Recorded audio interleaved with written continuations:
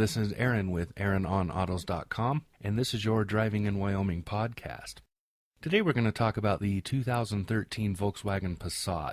I've driven this in both the S-Base model with a gasoline engine and the TDI model, which is the diesel engine.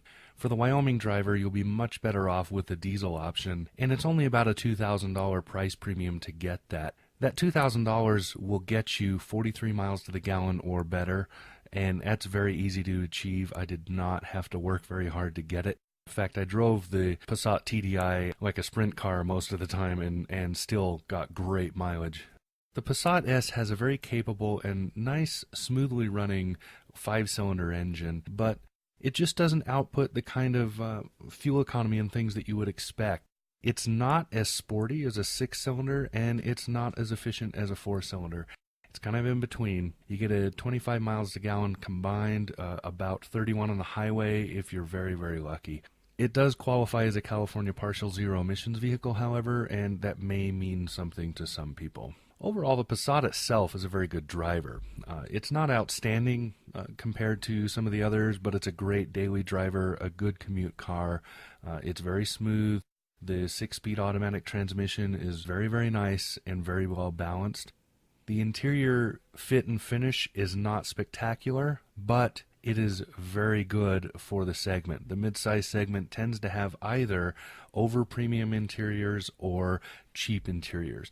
Being Germans, the VW team tends to aim towards the middle. They go with good quality and with craftsmanship. There's no cheap plastic, there's no cut-rate fabrics, and there's no dysfunctional layout schemes. And at the center of the dashboard in every Passat is a nicely set analog clock, something you rarely see anymore except in premium models. That's another German touch. The Passat S starts at about $24,000, and the TDI, the Passat TDI, starts at about $2,000 more than that. It's about $25,500 to $26,000. I would recommend upgrading a few things. The base level stereo is kind of questionable. It's not very good. The Bluetooth and services are really, really clunky. And there's nothing wow about driving the car itself, but there's nothing bad either. It's very, very well done. It's just smooth and simple. It will appeal to just about everybody. It's far better than a lot of the mid-sized cars that we've driven in the segment. So it's a very, very good car. The diesel option, I think, offers a little more sport. It's a little much better performance, far higher in fuel economy.